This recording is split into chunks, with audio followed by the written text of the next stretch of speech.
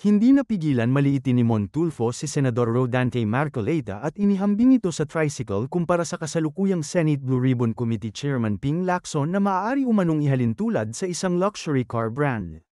Nagbigay ng matapang na pahayag ang columnist at broadcaster Ramon Montulfo hinggil sa pagkakaiba ni Senador Rodante Marcoleta at Senador Ping Lacson, matapos ang pagbabago ng pamumuno sa Senate Blue Ribbon Committee. Ang pahayag na ito ay base na rin sa kasalukuyang nagaganap na pagdinig sa Senado na may kaugnayan sa maanumalyang flood control project. Ang takbo ng usapin at paraan sa paghawak ng chairmanship ay makikita ang pagkakaiba. Sa kanyang komentaryo, ikinumpara ni Tulfo si Marcoleta sa isang tricycle habang si Lacson naman ay inihalintulad sa isang luxury car. Ayon sa kanya, bagamat hindi niya sinasabing walang integridad si Marcoleta, mas subok at may matatag na reputasyon si Lacson pagdating sa seryosong investigasyon. Noong Setyembre, si Senador Lacson ang itinalagang bagong chairman ng Blue Ribbon Committee kapalit ni Senador Marcoleta. Ang hakbang na ito ay nakitang mahalagang pagbabago sa Senado, lalo't kilala si Lacson bilang dating hepe ng Philippine National Police at matagal nang itinuturing na no-nonsense investigator. Nagugat ang pahayag matapos maguluhan ang ilang sesyon ng Blue Ribbon Committee sa ilalim ni Marcoleta, kung saan nagkaroon ng tensyon sa estilo ng pagtatanong. Ang pagkakatalaga kay Lacson bilang bagong chair ay inaasahang magdadala ng mas istriktong pamamalakad sa mga investigasyon. Si Lacson ay ilang beses nang pinuri sa kanyang prinsipyo laban sa katiwalian at sa masinop na paggamit ng pondo ng gobyerno. Please limit your question kay Secretary Remulla. Apo, gusto ko lamang pong sabihin kay Secretary, pangalagaan na lang po si Engineer Henry Alcantara. Yun lang po. Opo, salamat po. Thank you. Senator De La Rosa. Thank you, Mr. Chair. Point of clarification lang ito sa akin, Mr. Chair, dahil ito mga diskayas, para mukhang nagbigay na ito ng affidavit in the previous hearings. Gusto natin na may resulta kaagad ito investigation natin. Baka pwedeng isama na rin yung affidavit nila, sir, na evaluate ng DOJ para isang bagsakan na lang yung pagpile ng kaso. Dahil marami sila binanggit na pangalan ng mga congressman. As a matter of fact, undergoing evaluation. Undergoing by whom, Mr. Chair? DOJ.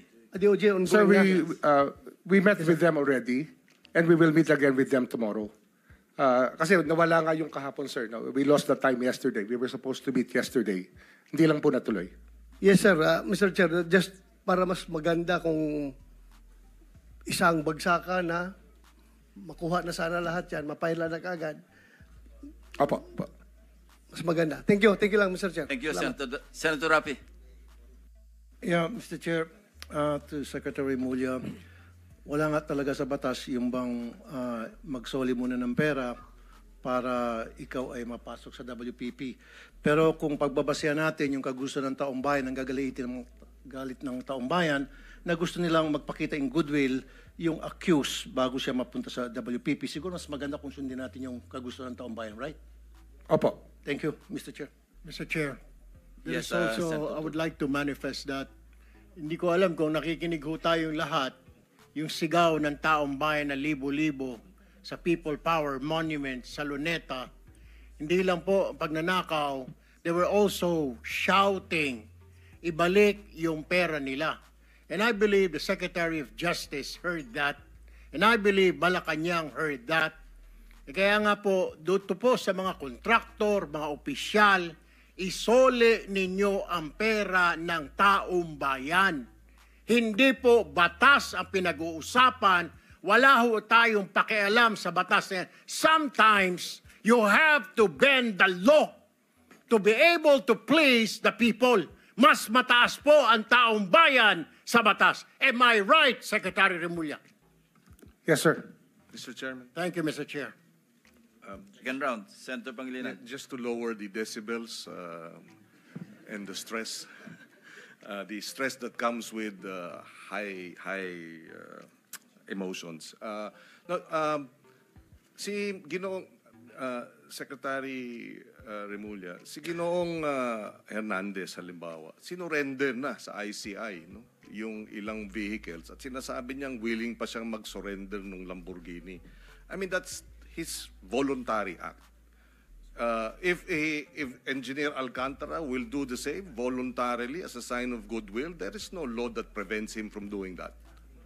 So Opo. therefore, we this restitution issue, while it is the law, does not prevent the government from being broader, mas malawak ang kanyang pag-implementa ng mga programa at mga batas, lalo na pag voluntary ang pagbigay ng mga malalaking, yung mga mamahaling sasakyan, voluntaring ilabas itong isurrender ang mga pondo, etc. Hindi po ba? Opo, sa karanasan ko kasi, pag inintay po natin yung court judgment na maging final para isurrender po ang lahat, eh baka puti na mga mata natin, wala pa hong nangyayari. Kaya habang maaga po, we try to get as much para maibalik na po sa taong bayan yung dapat hong ibalik. In fact, yung pagbabalik is a sign of cooperation, which the courts will eventually consider when it sentences or if it provides the exemption and the immunity. Hindi po ba? Opo. So that should guide itong ating mga testigong nais mag-apply sa Witness Protection Program. Kapag kayo ay nagko-cooperate, ito ay magiging senyales sa ating korte na maaring ma-grant ang exclusion and exemption and immunity. At the same time, kung may sentensya, pati iyon, mapapababa pa among others. For the record, Mr. President. Tama po. Thank you. Yes, Senator JB. Just last point before the Secretary brings Engineer Alcantara. Anyway, nagkatama yung haka-haka natin that Engineer Alcantara might just be the missing link to the higher officials that the people have been longing for. No? Nabanggit niya si Yusek Bernardo, Saldico, and some other legislators. So I'm hoping that, Mr. Chair, that he will be back so that we can pursue further. And ang sabi ko lang kay Secretary Remulla, I hope that you can evaluate further kasi mukhang very vital and very yung kanya pong testimony or yung kanya affidavit is very vital dun sa ating pong pursuit of going after the big fishes finally. So I hope that he can be considered really to become one of our state witness in case. Thank you, Mr. Chair. Tama. Thank you. Kung meron ding gusto magtanong sa representative o representatives ng AMLAC, papayagan po namin kayo magtanong, again, in the order of arrival, kasi may mga gagawin din trabaho sila na kailangan ding umalis sila na maaga. So kung wala naman, papayagan na rin natin silang ma-excuse. Anyway, mag-iiwan naman sila ng representante rito. Anybody from the members of the panel? Sino? Si Alcantara babalik. No, I mean the AMLAC Executive Director, Attorney David. Kung wala po, then you may be excused along with the Secretary of the DOJ. Thank you very much, Secretary Remulla. Thank you, Mr. Chairman. Thank you, Mr. Chair. You'll be back at 1 o'clock? 1:30? 1:30 to 2, sir. Thank- Hopefully we can finish up as early as possible. Thank you. Thank you very much. Thank you, sir. 1 minute suspension.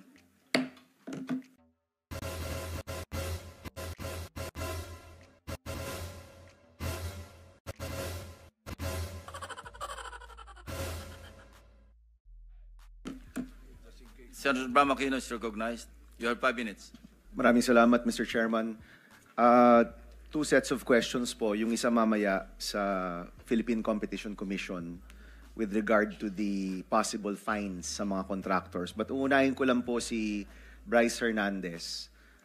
Bryce, narinig mo yung salaysay ni Engineer Alcantara. Sumasang-ayon ka ba sa pagkakaalam mo sa lahat ng sinabi ni Engineer Henry?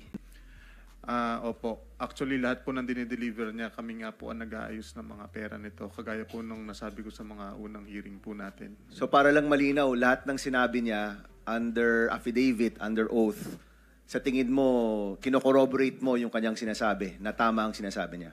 Opo, Your Honor. Meron lang pong ilang na ilang tao na hindi niya nabanggit, pero hindi ko po masabi yun kasi po kasuhan din po ako ng libel. Yung mga taong hindi niya binabanggit ay mga taong nakilala mo o alam mong siya lang nakakilala? Si boss po, at saka po, meron po akong knowledge regarding sa pagbababa po niya ng pondo and projects po sa office. Baka po nakalimutan lang ni boss kung banggitin. Sige. Mr. Chairman, I hope we can also put together the testimonies of Mr. Hernandez and Mr. Alcantara na nagmamatch yung kanilang mga kwento. Eventually, we'll do that and submit everything to the ICI. No? So kulang, pero tama ang nasabi niya, pero kulang. Yan ang sinasabi mo. Yes po, Your Honor. Alright, maraming salamat. Maraming salamat po. Let me ask the representative of PCC, si Attorney Christian De Los Santos. Are you here? Yes. Attorney De Los Santos. Magandang araw. Morning, Your Honors. Oo. Can you give us an update? Alam ko na Chairman Aguinaldo is pursuing bid manipulation, bid rigging, filing different cases towards the contractors. Can you give us an update there? Yes, Your Honor. So we are already doing our preliminary inquiry of this case. So we are looking at the contractors that were named during the SONA and the other contractors that were mentioned during the Senate Blue Ribbon hearings. So the next step right now is to gather evidence, the bid documents, possible communication exchanges between them. Attorney, ang testimonya dito sa Blue Ribbon ay maaari niyong gamiting ebidensya, tama? Yes, Your Honor. We have So pag inaamin na nagbabayad ako, kapag inaward sa amin ang proyekto, or kapag merong testimonya ang DPWH na finifix nila o nilirig nila yung mga bid dito, nakakatulong yan sa inyong investigasyon? Yes, Your Honor. It helps. Okay. At tama ba na ang multa or fine dito sa bid rigging ay up to 100 million per instance, first offense, 250 million for second offense moving forward? Yes, Your Honor. It's actually up to 110 million, Your Honors, because the amount has been adjusted. Tinaas na? Yes, 110 million and then 110 to 250 and then for succeeding 250 pataas po. Okay, pinag-uusapan kasi natin kanina with Secretary Remulla kung gaano kahalaga na hindi lang makulong yung mga kasangkot kung hindi mabalik rin yung pera, no? Yung isang paraan, yung voluntary, na posibleng sila na mismo ang magbabalik bilang sign of good faith. Yung pangalawa, pwede rin ito. Tama ba to, Attorney? Yes, Your Honor. So we can impose the fine of 110 million per incident or count of violation. Per incident? Yes. So kung naka-10 kontrata ako, pwedeng 1 billion yon. In fact, more. Baka pwedeng 2 billion yon. Yes, Your Honor. Ang multa sa'yo. Yes, no? Your Honor. Ang kakasuhan nyo dito ay yung mga contractor or pati yung DPWH o yung contractors lang, yung participants in the bidding? Mainly the contractors, Your Honor. However, the public officers may also be prosecuted or filed as facilitators. Kung meron silang porsyento? If they are participating in the scheme, Your Honor. If they're participating in the scheme, yes, meaning sila yung tumulong na marig yung bid, marahil may porsyento rin sila, so pwede rin silang multahan. As facilitators. As facilitators, no? Yes, so, itong, and if I'm not mistaken, the PCC, dahil may quasi-judicial powers ito, kaya niyang gawin ito on its own. Yes, Your Honor. In fact, ginagawa niyo ng investigation. Yes, Your Honor. And you will probably have a hearing very soon. We have already issued some requests for the documents with the DPWH and the relevant agencies, Your Honor, like the SEC, so that we can study the corporate structures, the entities, and the people involved, Your Honor. Okay. Anong timeline niyo dito, Attorney? I cannot commit the timeline, Your Honor. Under the law, we have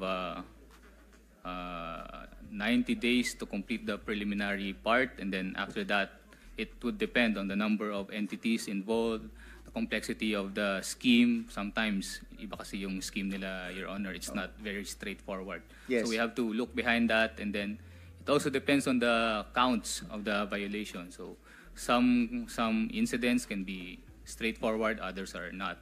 So we don't have a definite timeline on that. Pero pwede naman siyang per count, di ba? Yes, Your Honor. We can prioritize. You can prioritize. So ang mungkahi ko, gaya ng minungkahi ko kay Secretary Remulla, Attorney, mahalaga sa taong bayan na mabalik yung pera.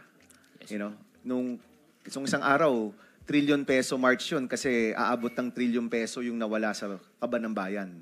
So kung may balik tayo kahit papaano, malaking bagay yan. Mahalaga yun na mabalik natin yan. So I hope the PCC, as it was created, can really pursue these cases At alam ko kasi na hindi kayo evidence beyond reasonable doubt. Dito sa mga multa, anong hinahanap lang ninyo? Substantial evidence, Your Honor. Just substantial evidence. And even the testimonies here can already be used as substantial evidence. Yes, Your Honor. So, bilisan po ninyo, galingan po ninyo, at tumulong po ang Philippine Competition Commission dito po sa pagbalik ng pera. No, mahalaga po ito, naiintindihan po yan ng ating Secretary of Justice. I'm sure kahit po kayo, naiintindihan nyo yan. Yes, Your Honor. Okay, and hindi naman to isang kaso sa lahat, di ba? Ano to, maraming kaso to sa maraming tao. Yes, Your Honor. Okay, so meaning hindi natin kailangan hintayin na lahat ng ebidensya, ng lahat ng contractor, ng lahat ng kasangkot sa DPWH ay may mabuo. Pwede itong per instance magmulta na kaagad. Yes, Your Honor. So per count po, pwede po natin siyang i-prioritize kung ano yung meron ng evidence, pwede na po natin siyang isampa. Sige, I recommend that you do this quickly, no, para rin sa taong bayan. Maraming salamat, Attorney De Los Santos. Thank you. Thank you, Your Honor. Mr. Chairman, that's for my first round. Yun na muna po. Thank you very much. Senator Erwin Tulfo is recognized. Thank you, Mr. Chair. Meron po ba representative ng Department of Public Works and Highways dito? Yung current po, hindi po yung mga nasibak na, yung mga nasa posisyon po. Yung representative po ni Secretary Vince Dizon? Okay.